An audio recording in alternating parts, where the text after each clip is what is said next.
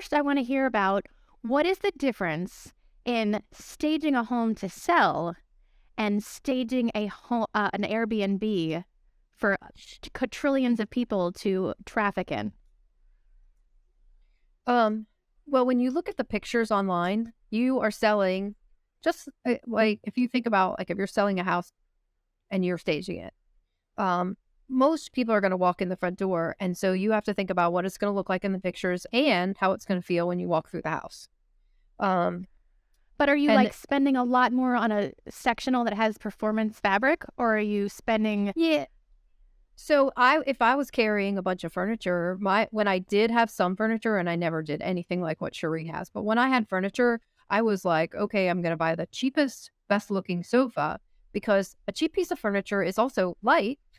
You can pick it up and carry it, and you would never Yeah. want anything that was like a super heavy, really nice piece of furniture. Whereas it probably is worth investing in some furniture for Airbnb, but it depends on the level of the property that you're renting. So I wouldn't say it's funny because I have this conversation with my cleaner. I don't think that I have a luxury property. And they're like, well, you're kind of borderline luxury because a lot of them are trash. So what's the difference in staging a home to list or an Airbnb?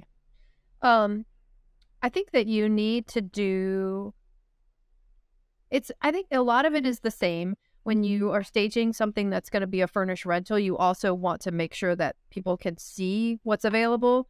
And sometimes that means you take pictures of open cabinets with dishes and appliances in them, but you want to have appliances and paper towels and all those things that you would put away for staging a house to sell, because you're also trying to sell the practicality of the property that you're But staging if for Airbnb.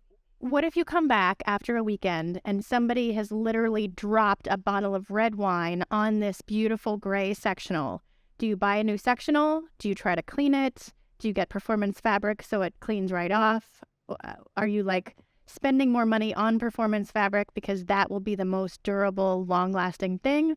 Or what were you saying about going back to getting the best looking for the lowest price? I think you have to balance it out. So like if you're doing a really high-end luxury rental, then you need to go buy high-end luxury furniture.